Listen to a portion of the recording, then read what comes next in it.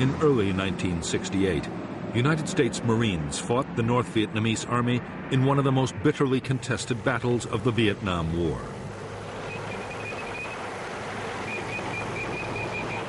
For 77 days, 20,000 NVA troops laid siege to the Marine combat base at Khe Sanh. At stake was the control of the gateway to South Vietnam.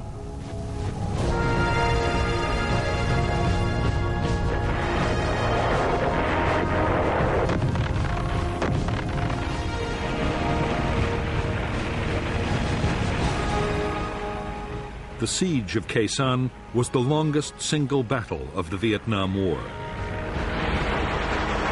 It was also one of the most violent.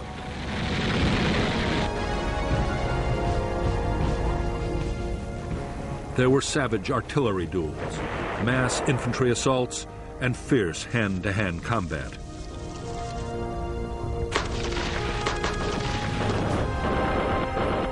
Khe Sanh also saw the most concentrated tactical bombing campaign in history, as the Americans used massed air power to try and break the siege.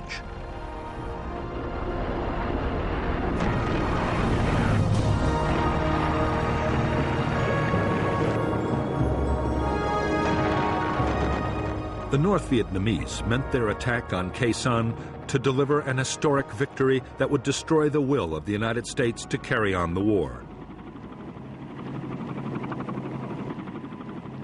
In fact, in spite of immense sacrifice, the North Vietnamese army would fail.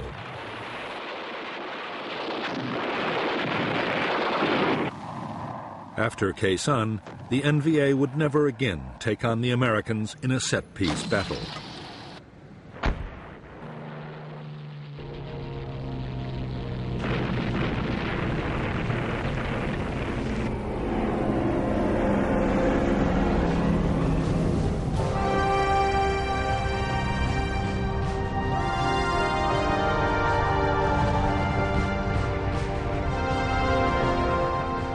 In March 1965, 3,500 U.S. Marines had been the first American combat troops sent to South Vietnam.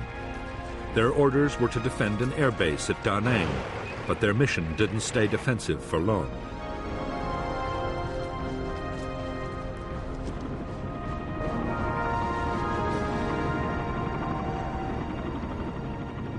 In spite of years of U.S. backing, South Vietnam was close to losing its war against communist Viet Cong guerrillas.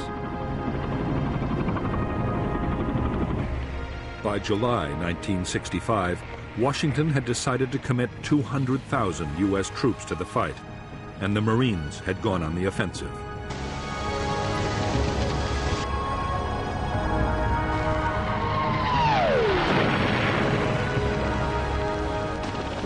American commanders saw their role as taking on the Viet Cong's big units, the battalions and regiments.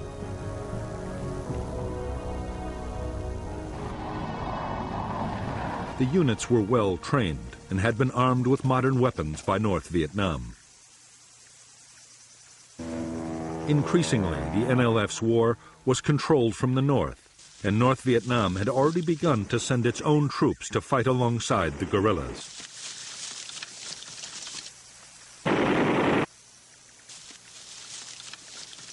The first big battle between the Americans and the Viet Cong was in August 1965.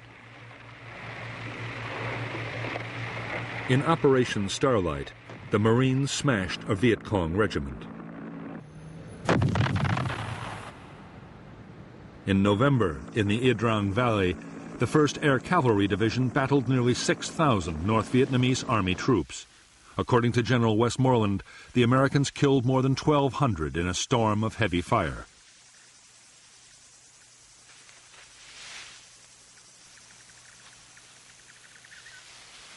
American commanders were buoyed up by their apparent success on the battlefield.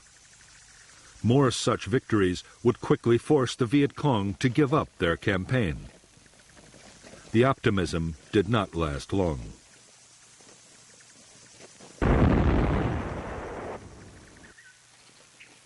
By the close of 1965, the Americans were finding it impossible to make the Viet Cong fight pitched battles.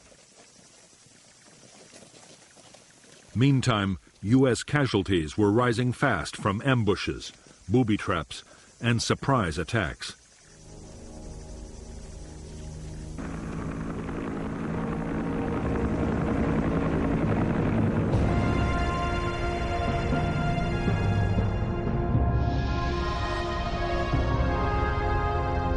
By the start of 1966, Military Assistance Command, known as MACV, the main American headquarters in South Vietnam, deployed 184,000 U.S. troops.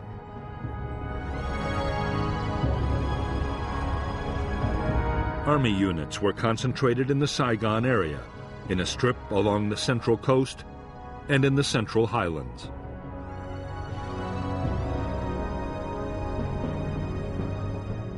The Marines of the 3rd Marine Amphibious Force were further north, in the area known as I Corps.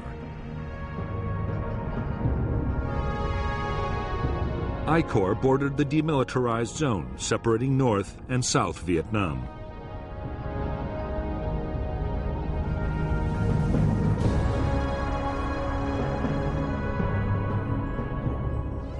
The Marines now had 3 main bases in I Corps: at Da Nang, Chu Lai, and Phu Bai, while the South Vietnamese Army had headquarters at Hue and Quang Nai. The threat came from NLF battalions in the countryside and the border areas, the North Vietnamese Army on the demilitarized zone, and from tens of thousands of local NLF inside the heavily populated coastal belt.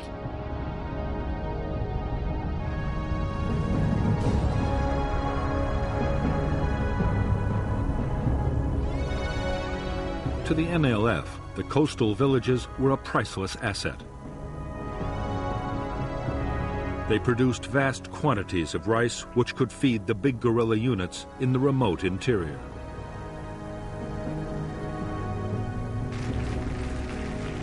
They also produced large numbers of recruits.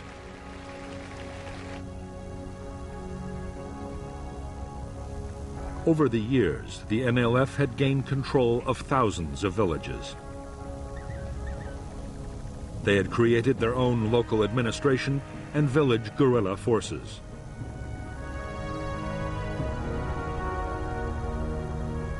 The villages also played host to the big units as they passed through on operations.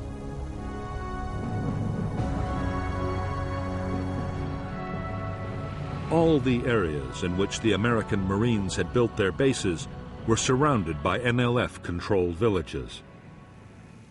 Marine sweeps through the settlements rarely managed to find them.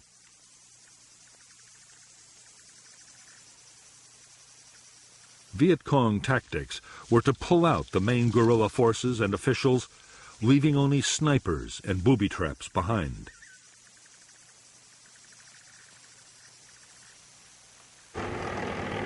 After the Marines had moved on, the fighters would quickly return. For the Americans, it was deeply frustrating.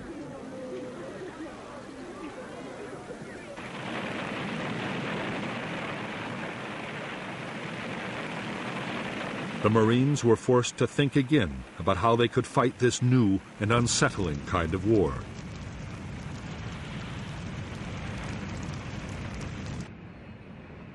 The answer the Marines came up with was a pacification program. The idea was to fight the NLF for control of the villages and to do it around the clock.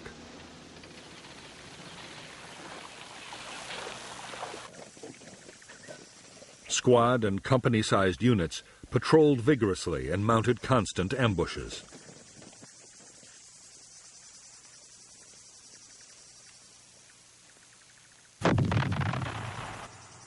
The rice harvest was protected to keep it out of Viet Cong hands. In areas that stayed hostile, whole villages were moved by force to districts already pacified.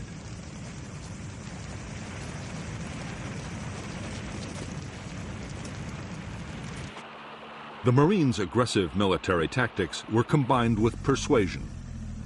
In civic action projects, widely known as the Hearts and Minds program, villagers were given medical aid and help with economic development. The Marines claimed the policy was highly successful and helped bring more than 1 million people under government control. However, in reality, it was just an illusion, and the NLF still managed to infiltrate these areas, which continued to abound with sympathizers.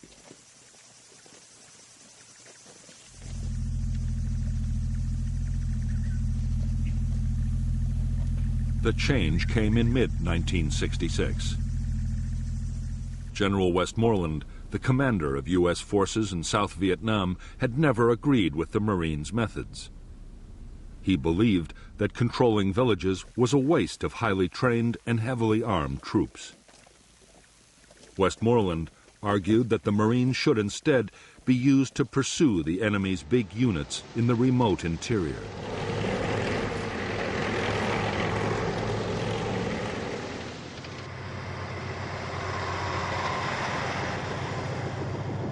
In fact, events would soon force the Marines to reduce their whole pacification effort. Civil unrest erupted between South Vietnamese factions right across the country.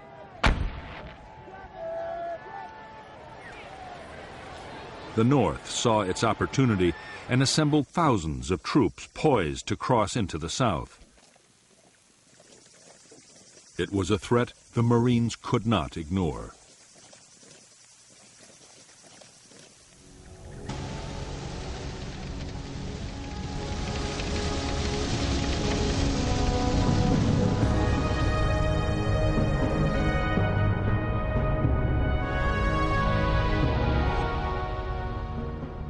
The North Vietnamese Army's 324B Division crossed the demilitarized zone in late May 1966 and encountered a Marine battalion. The NVA held their ground, and the largest battle of the war to date broke out near Dong Ha. General Walt moved most of the 3rd Marine Division north, 5,000 men in 5 battalions.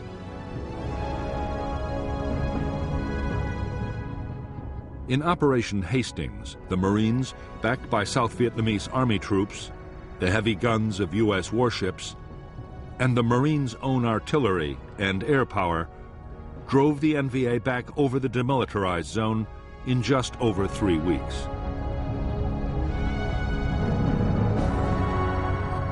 Because the Marines were forbidden to cross the demilitarized zone into North Vietnam, the 324B Division, along with elements of 2 more divisions, were able to regroup and return to the south almost at once.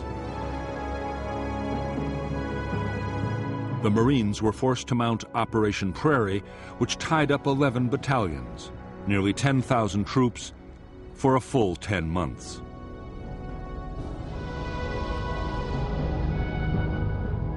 To support the operations, they and Special Forces units built a string of combat bases stretching from Jiolin in the east to Khe Sanh in the west.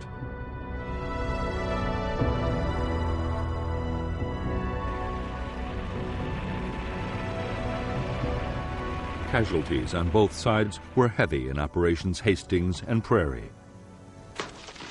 Although over 300 Americans were dead and nearly 1,500 wounded, it was a victory for the Americans.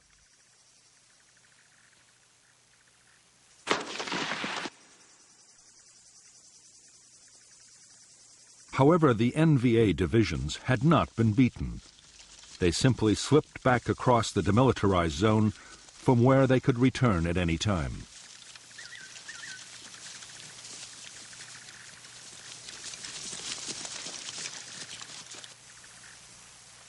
The Marines now had little choice but to keep strong forces in the area. As the Americans had expected, in the first months of 1967, North Vietnamese Army units once more began infiltrating into the south.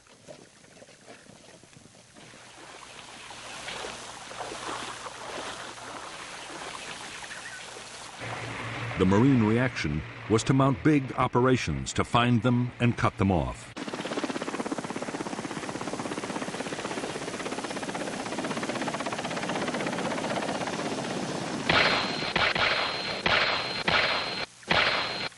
Both sides were determined to control the hilltops dominating the valley trails. The bloodiest battles of all were those fought for the hills surrounding the Marine combat base at Khe Sanh. These were 881 North and South and Hill 861, thus named for their height in feet.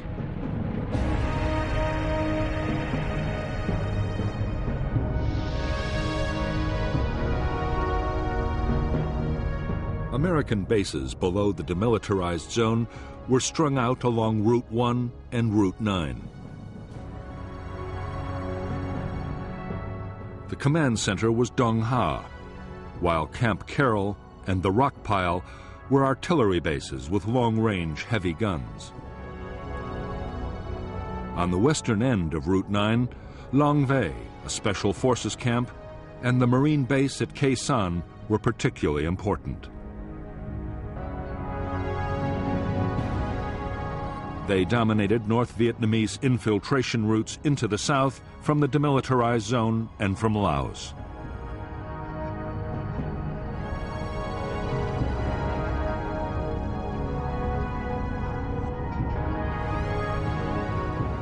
Khe Sanh Combat Base sat astride the valley of the Rao Quan River, with Dong Tri Mountain to the north and a series of smaller, numbered hills to the northwest.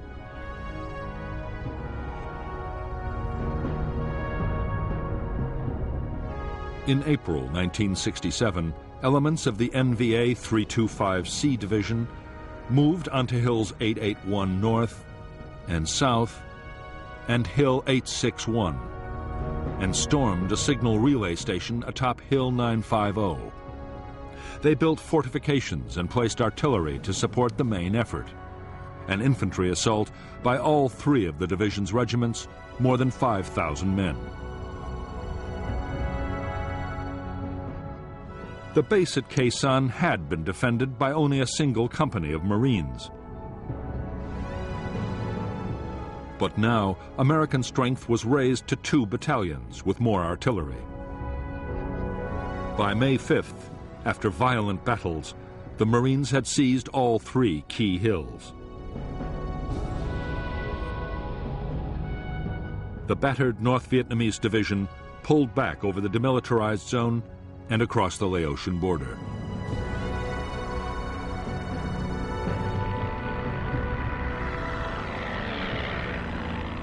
After the hill fights at Khe Sanh, the war on the demilitarized zone shifted to the eastern sector. North Vietnamese artillery, hidden inside the zone, hammered Marine bases, causing heavy casualties. 30,000 NVA troops tried to infiltrate past the American outposts.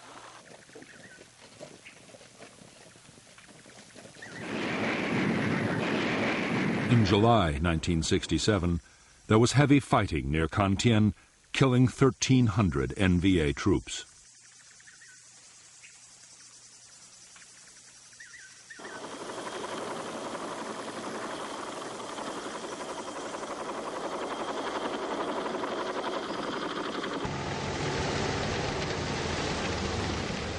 During the last months of 1967, the Marines launched one operation after another to try and intercept infiltrating NVA forces. It was no easy task. The terrain was rough. There were never enough helicopters, and poor weather often shut down air operations. Meanwhile, powerful NVA units were once again massing in the hills and forests around the Khe Sanh combat base.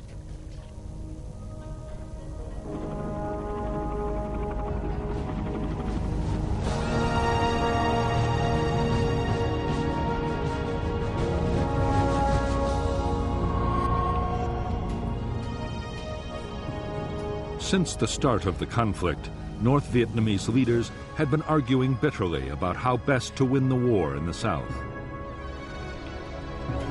The president, Ho Chi Minh, was by now aging and in poor health, but he still had enormous influence.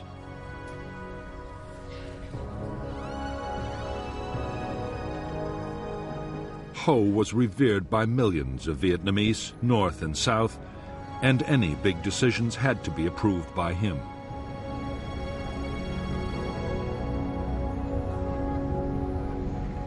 For the last 2 years, Ho had supported a cautious approach to fighting the war. But in mid-1967, he backed a new strategy pushed by powerful figures within the Politburo, including Lý Tuan, the General Secretary of the Communist Party.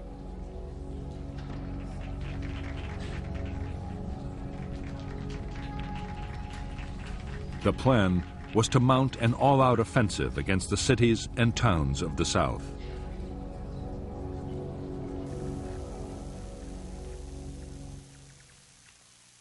The NLF guerrillas inside South Vietnam would launch most of the attacks. But General Giap, North Vietnam's defense minister, planned to add a distinctive touch of his own. He meant to pit North Vietnamese army troops directly against the Americans at Khe Sanh in a major set-piece battle.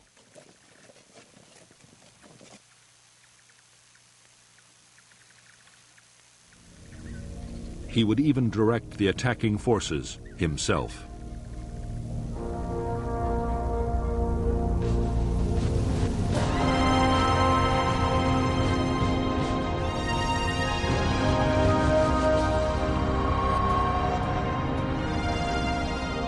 Throughout 1967, the U.S. President Lyndon Johnson had been under pressure from his military advisors to intensify the war in Vietnam.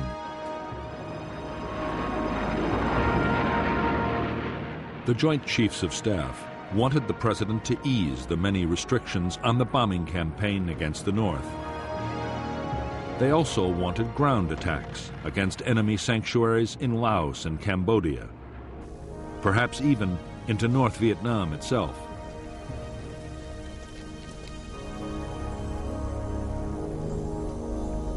Without such measures, they could see no prospect of victory soon.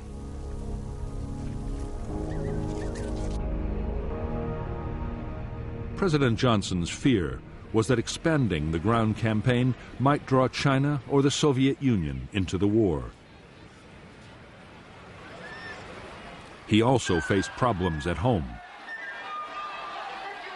The anti-war movement was already growing, and a wider conflict might turn the American people completely against the whole effort.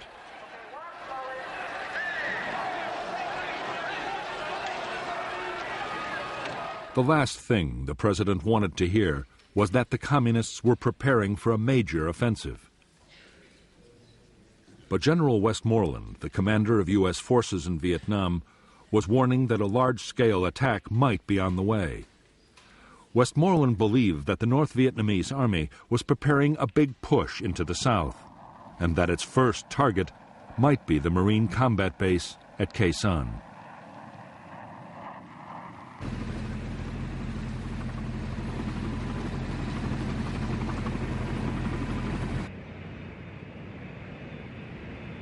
Although the president and his advisors were deeply worried by the news, Westmoreland himself was optimistic.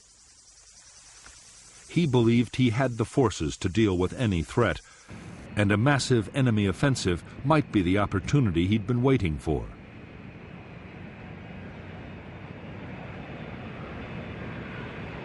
If the North Vietnamese army came out into the open to fight pitched battles, there was a real chance of a decisive American victory.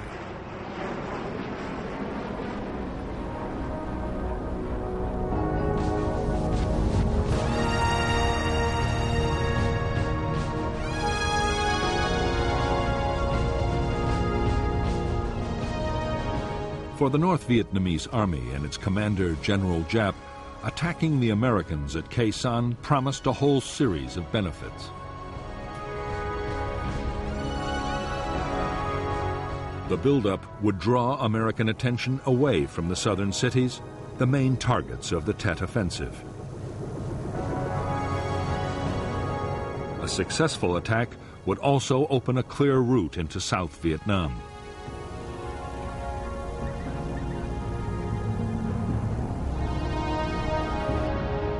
A victory at Khe Sanh might also bring another, even more valuable prize: The U.S. Marines defending the base were an elite force, and crushing them might damage American morale beyond repair. In 1954, 13 years previously, General Giap had inflicted just such a defeat on French colonial forces at Dien Bien Phu.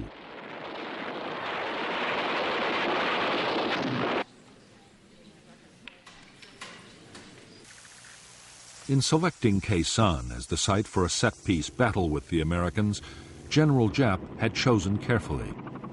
The jungle-covered hills and low cloud combined with heavy fog would work against American air power.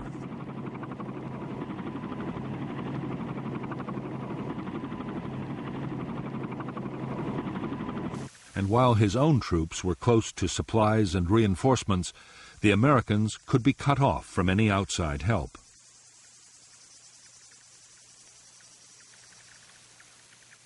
The weakened garrison would then be overrun.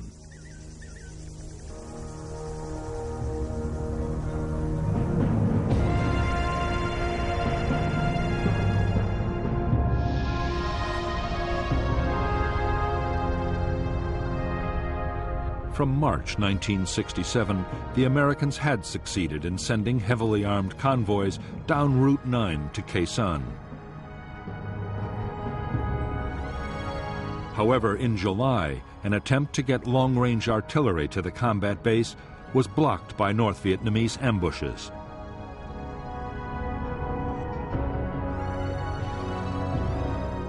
Soon, the NVA had closed the road completely, and the first phase of the campaign against Khe Sanh was completed.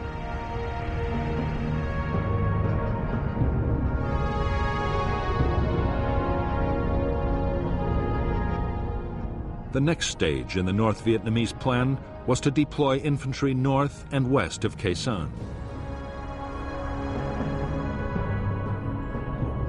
The units to the north would capture the hills overlooking the base and place artillery to bombard the Americans and destroy their airfield.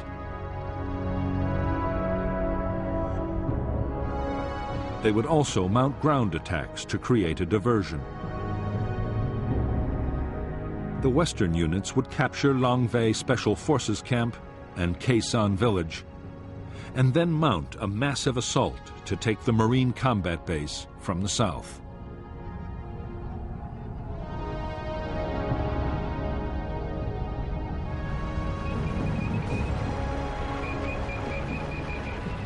A vital ingredient of General Giap's plan was to soften up Khe Sanh and its surrounding hill outposts with massive artillery bombardments. It was vital to prevent American aircraft from finding and destroying the guns, mortars, and rocket batteries before the attack.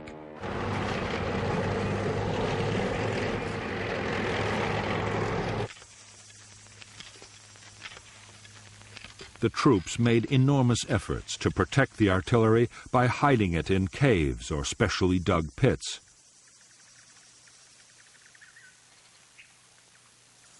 They sighted huge numbers of anti-aircraft guns to drive away inquisitive reconnaissance planes, while everything was hidden by elaborate camouflage.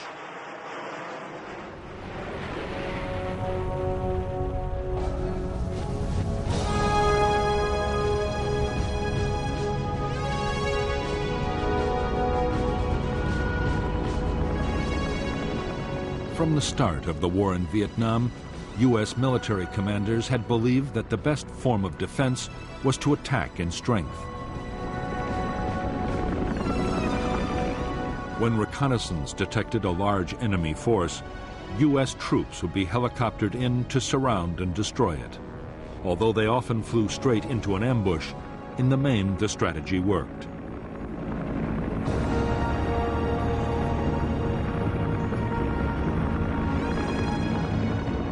The problem with the American tactics was that they needed ever-increasing numbers of troops and helicopters.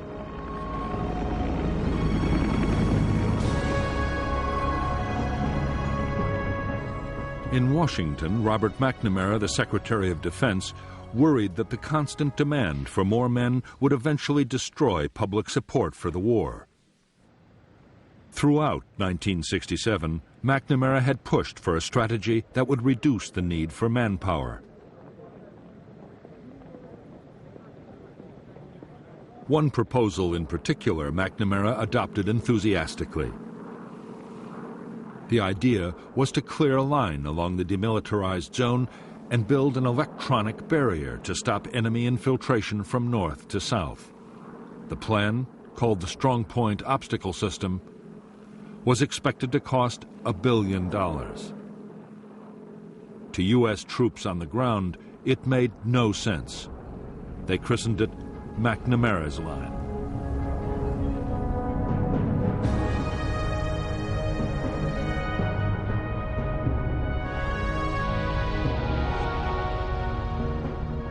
Because the eastern part of the demilitarized zone was flat ground, the area was given the first priority for defense. The plan was for 9 strong points, including Con-Tien and Jieldin, linked by fencing, minefields, and electronic detectors. West to Quezon, U.S. bases would act as anchors for short strips of line, blocking all the likely approaches. Artillery would cover the whole area.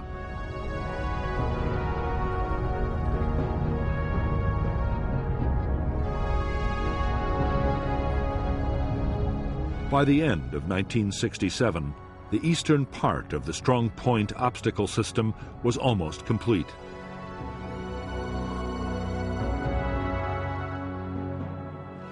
American planners hoped the new defense would at least channel the North Vietnamese into the more difficult hilly terrain guarded by the rock pile and Quezon. In the future, when those bases too were part of the system, military commanders saw them playing a particularly important role.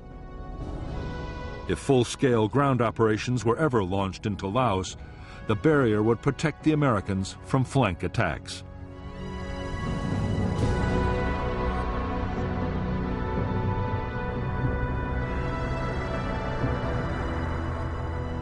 The Strong Point Obstacle System was deeply unwelcome to U.S. commanders in the area. Building just the eastern part imposed a heavy burden on the Marines. The line was soaking up vast amounts of material and manpower, restricting offensive operations. Worst of all, the construction work and the transport supplying it were sitting targets for North Vietnamese gunners.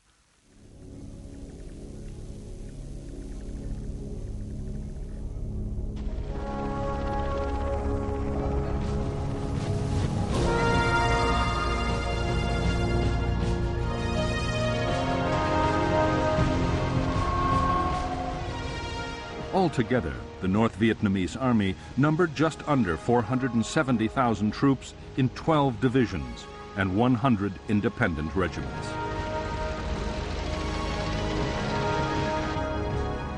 There was also a small navy for coastal patrol and an air force to defend against American bombing raids, together with an air defense missile force.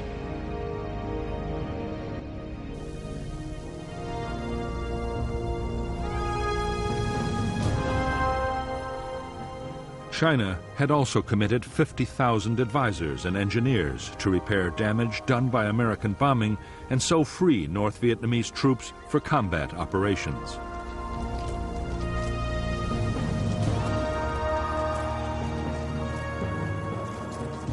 By now, the NVA had taken over all military activity in the northernmost parts of South Vietnam, and 102,000 NVA troops were available to fight in the south. All the same, the planned Tet Offensive was not meant to depend heavily on the Northern Army. The southern guerrillas, the Viet Cong, would do most of the fighting, and just over a quarter of NVA units in the south were to be committed to Tet. The rest would either be held back as a reserve or thrown into the battle against the Americans at Quezon.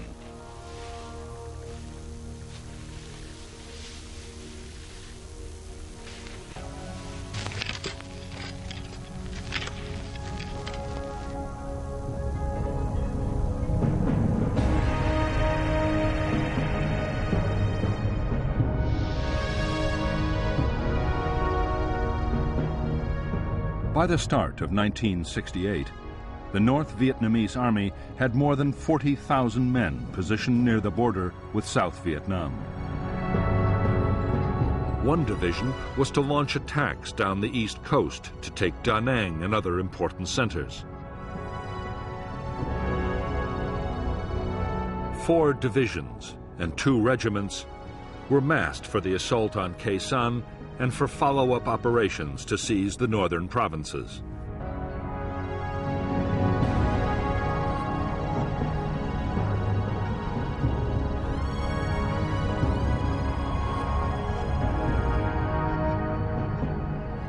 North of Khe Sanh was the 325C Division, with 3 regiments and a battalion. The elite 304th Division was south of the base. The besieging forces were supported by 3 artillery formations and anti-aircraft units, while a regiment handled resupply from the north.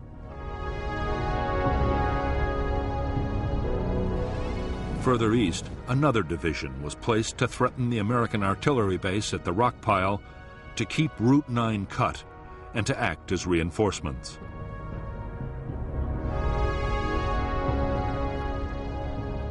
A small number of tanks were also positioned west of Long Vay.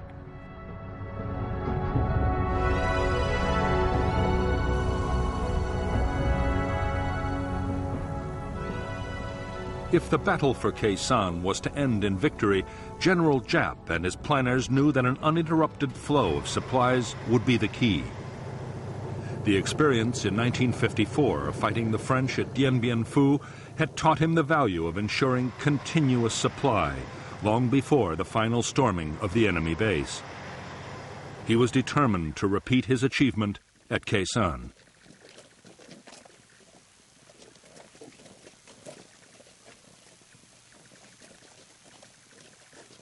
To get ammunition, food, and materials to the forces attacking Khe Sanh, Giap ordered the building of 2 new roads.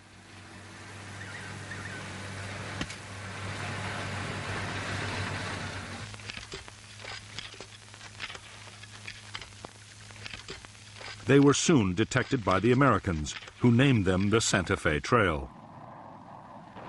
U.S. fighter bombers made furious attacks, but the roads were impossible to destroy or even damage seriously.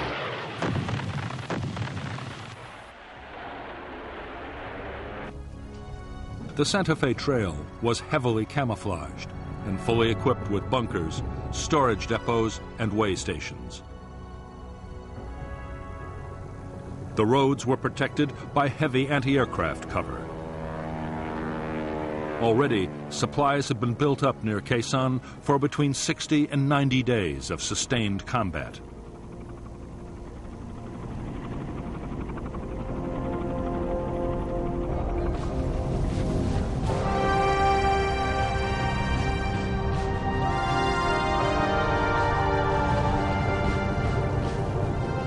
For more than a decade, the North Vietnamese Army had been getting military equipment from China and the Soviet Union.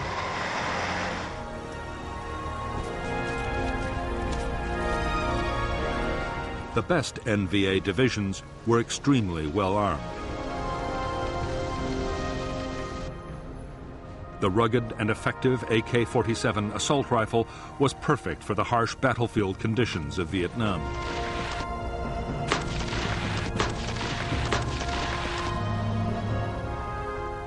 Infantry units had large numbers of machine guns and RPG-7 anti-tank grenade launchers.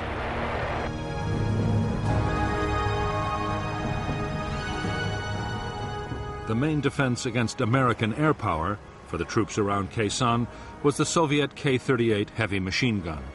Near special installations, the NVA anti-aircraft units were armed with 37mm anti-aircraft cannons, a menace even to the fastest American jets.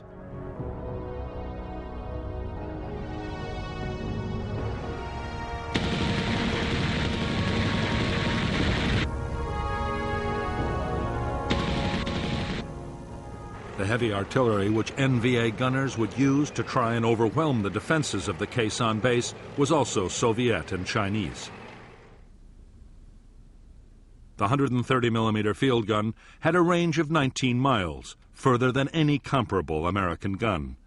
U.S. troops rated it the best all-round artillery piece on the Vietnam battlefield.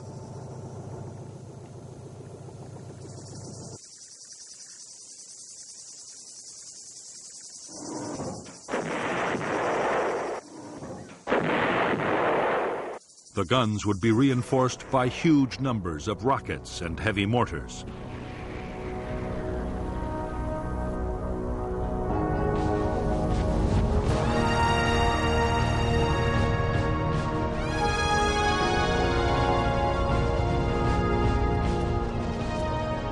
The troops of the North Vietnamese Army were recognized even by their American enemies as first-class soldiers.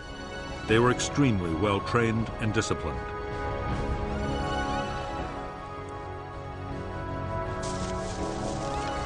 They were skilled in tactics, and their morale and determination often seemed to the Americans to border on the fanatical.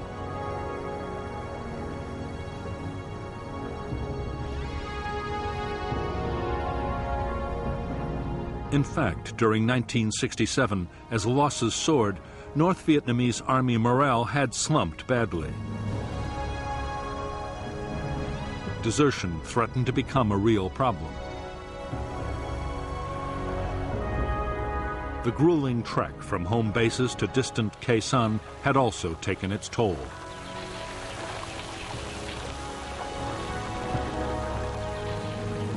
American bombing was a constant danger, and diseases, particularly malaria, were rife.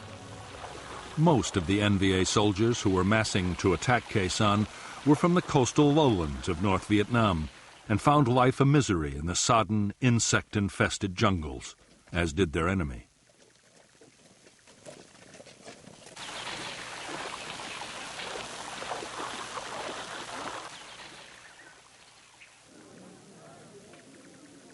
In preparation for the Khe Sanh battle, NVA commanders went to enormous lengths to restore their troops' morale. Cultural groups were sent on the long and arduous journey to the front to entertain the troops.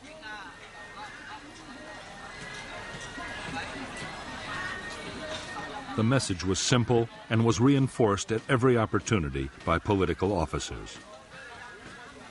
The coming campaign would deliver the victory they had hoped for so many years.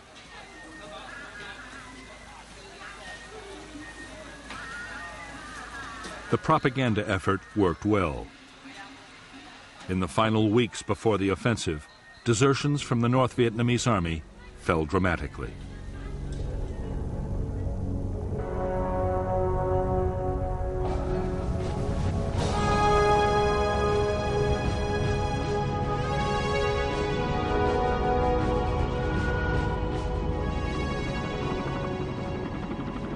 In late 1967, 73,000 of the almost 500,000 American troops in South Vietnam were United States Marines.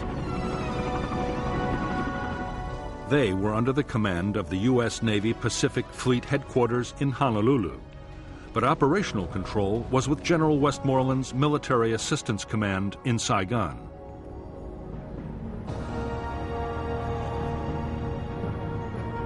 From the start, the independent status of the Marines had led to friction. Often they were accused by the Army and the Air Force of fighting their own private war.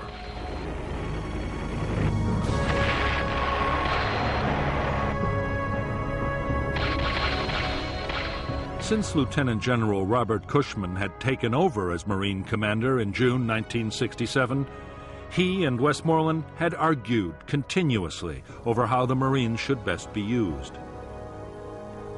The latest issue was the McNamara Line.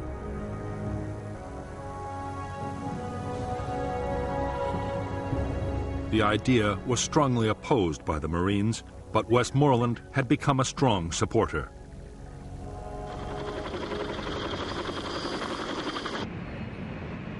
There was also a major disagreement brewing over who should control Marine air power.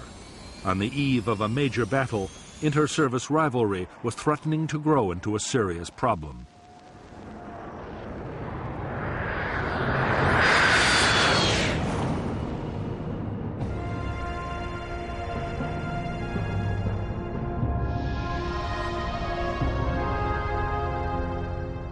All-American units in I Corps were commanded by the 3rd Marine Amphibious Force with its headquarters at Da Nang. The force controlled the 1st and 3rd Marine Divisions and elements of the 5th, along with the 23rd Army Division, 2 Army brigades, and a squadron of armored cavalry. The South Vietnamese Army deployed 2 divisions and an infantry regiment in I Corps, and there was also a brigade of Korean Marines.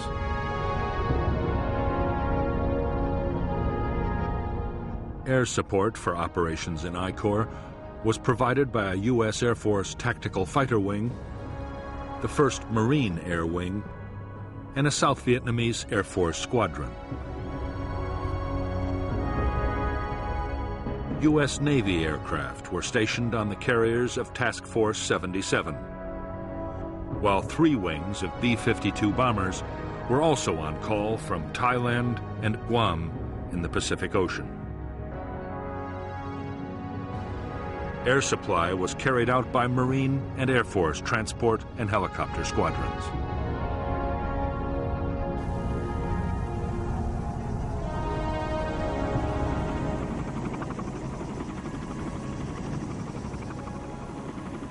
As more than 100,000 men, half of all U.S. combat units in South Vietnam, had been concentrated in I Corps, the supply system had been strained to the limit. On the DMZ alone, ammunition consumption was running at 25,000 artillery shells a month. The Marine supply lines stretched from the United States to Okinawa in the Pacific and on into Vietnam.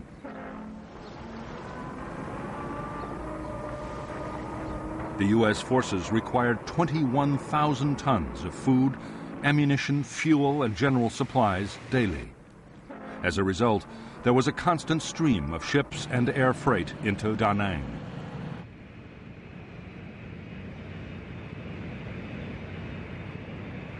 Getting the supplies to where they were needed was a massive job. Vietnam was the first war to see computers used to control supplies. The requisitioning system handled over 80,000 different items, from boots for the men to spares for helicopters.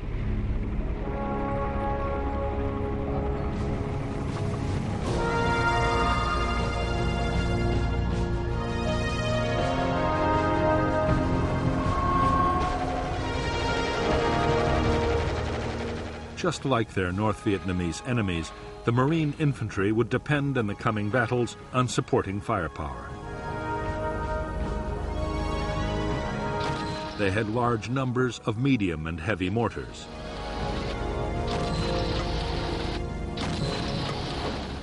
The Marines would also make good use of 106mm recoilless rifles. The M40 had been designed as an anti-tank weapon, but it was also highly effective against bunkers and trenches.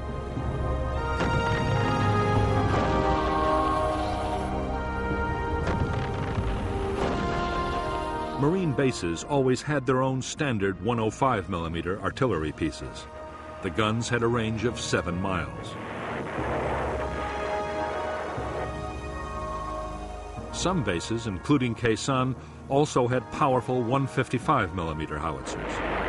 They could lob a heavy shell over 9 miles at a rate of 4 rounds a minute. The base could also call in supporting fire from the Army's huge 175mm self-propelled guns. These weapons could fire a 170-pound shell 23 miles, just enough to reach the Khe Sanh area from the rock pile or Camp Carroll.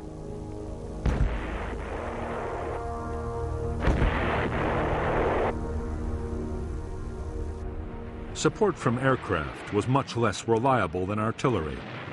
Air operations could be shut down completely by bad weather.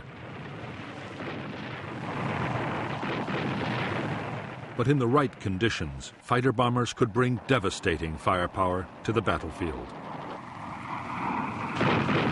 A-4 Skyhawks, operating from carriers in the Tonkin Gulf or from marine airfields, could be over the Khe Sanh area in less than 30 minutes with 1.5 tons of bombs.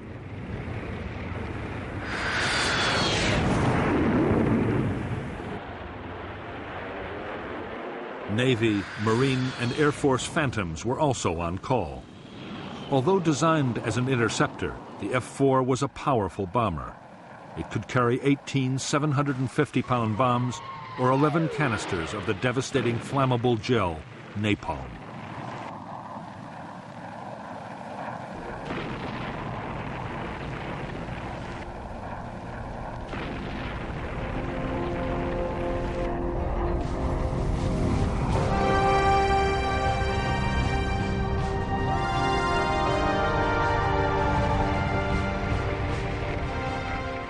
As an elite formation which could attract recruits of the highest quality, the United States Marines had for years been an all-volunteer force. Vietnam had forced a change.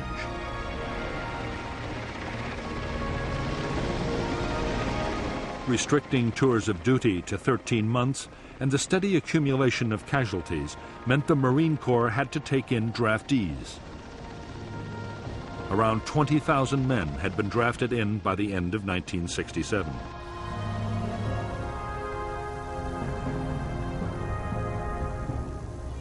Basic training had been cut too, down from 12 to 8 weeks. There was also a severe shortage of skilled personnel, particularly helicopter pilots. In spite of the sometimes appalling conditions of cold, wet and dirt in which the Marines in Vietnam had to live and fight, their morale had stood up well. Marine discipline and the sense of being part of an elite helped. So did the knowledge that support from artillery, helicopter gunships, or strike aircraft was not far away.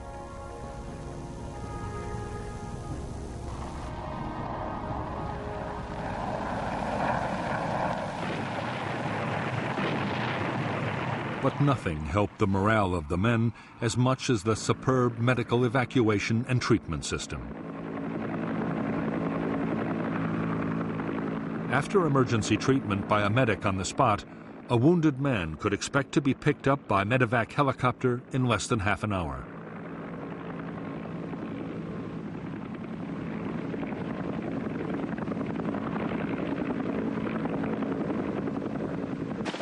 The crews of evacuation helicopters were among the most admired troops serving in Vietnam.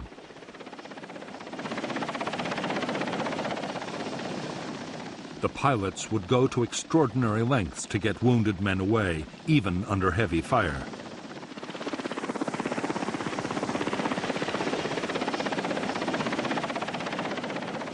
In I Corps, evacuation was to one of 3 field hospitals or to the main hospital at Da Nang. There were also 2 fully equipped Navy hospital ships, each with more than 500 beds. So effective was the Marine medevac system that 99% of evacuated Marines survived their wounds.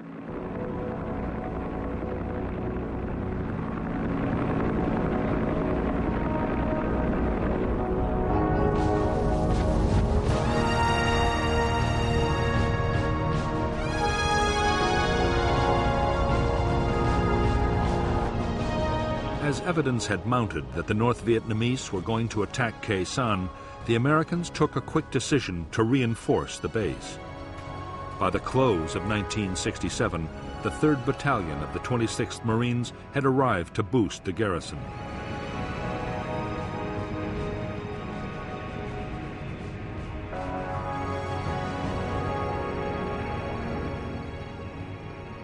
New bunkers, quarters, and perimeter defenses had to be built fast.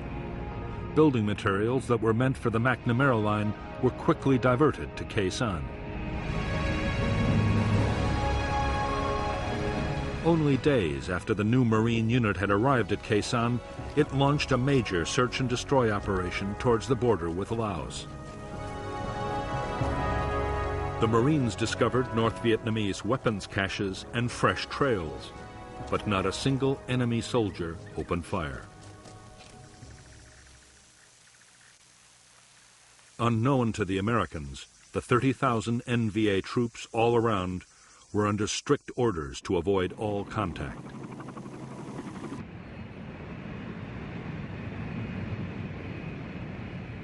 Christmas 1967 came and went on the demilitarized zone, but the North Vietnamese stayed uncannily quiet. However, there were signs of intense NVA reconnaissance around Khe Sanh.